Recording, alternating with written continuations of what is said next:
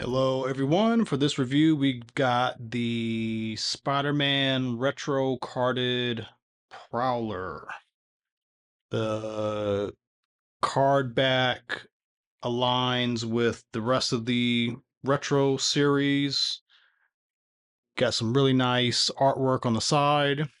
You get to see everything that you get with Prowler. Get really good face sculpt, good masked face here. I like the hands already. The hands look metallic. That's pretty cool. And I always dig this 90s Spider-Man logo. On the back,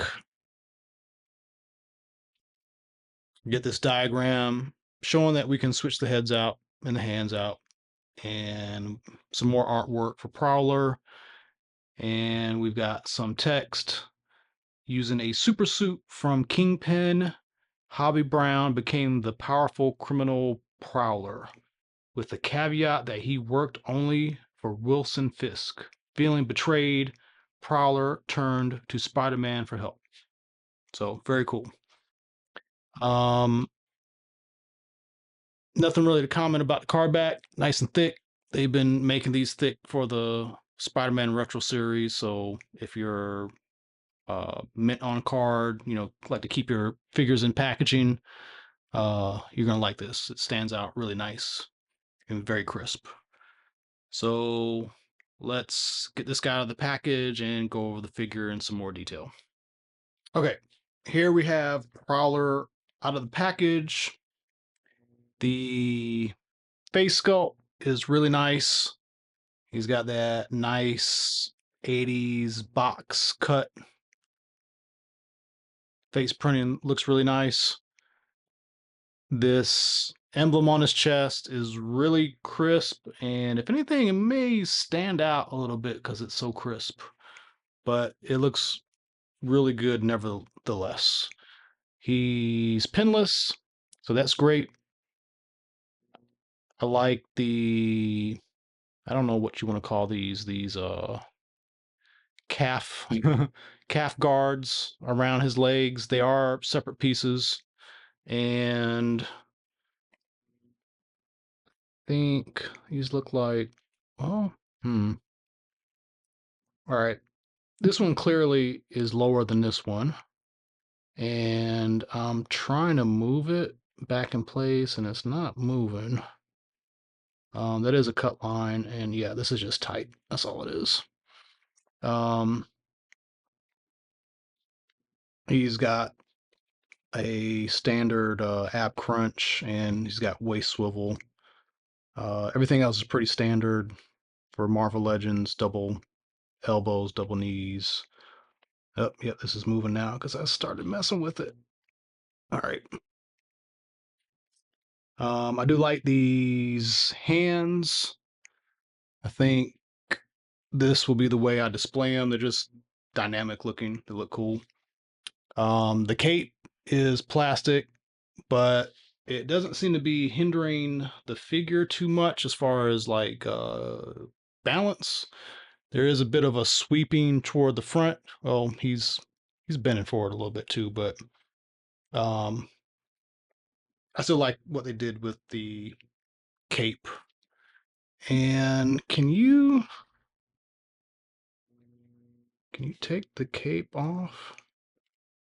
Yeah, it is glued, but it looks like with enough force you could get that cape off. Just keep in mind you will be damaging the figure doing that. But if you wanted to, you know, take the cape off, put a cloth cape on there, you could.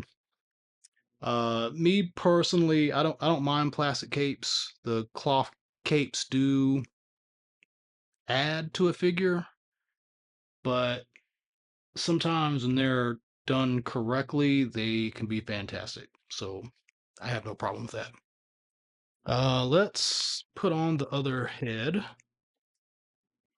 The current head came off pretty easily, and this mask head went on pretty well. Yeah, that's really nice.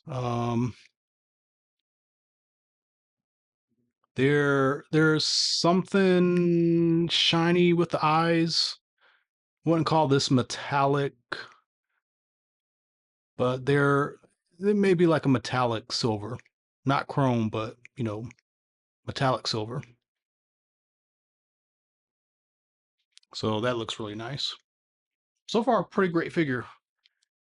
So to display him with some other releases, here we've got retro Peter Parker. Here's a Spider-Man, and I don't know which Spider-Man this is. I'm sorry, y'all. I think this is the one from Walmart because he's got some shading, but it's not super crazy. I I don't know.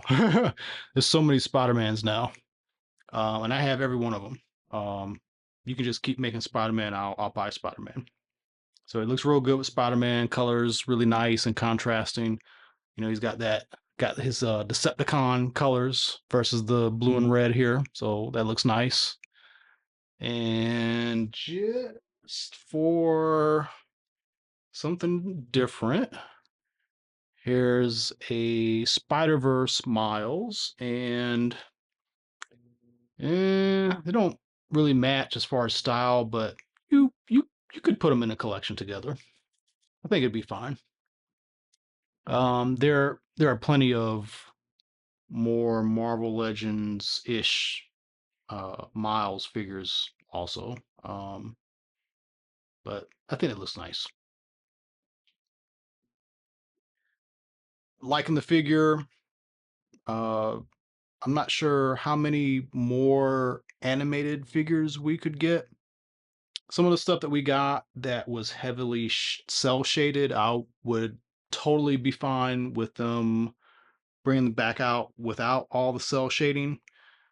Uh, I kind of like it and also kind of don't like it because the cell shaded figures don't mesh well with your other Marvel Legends figures, but as their own little collection, they look nice together. So I know that we've got Morbius coming, Doctor Strange.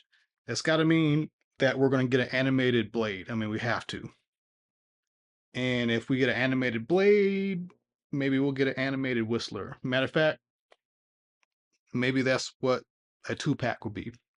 That'll go great with Doctor Strange and Morbius. So let's hope that happens. Let me know in the comments what you think about the figure. And that is it for our review. As always, thanks for watching and tune in next time for some additional reviews coming up.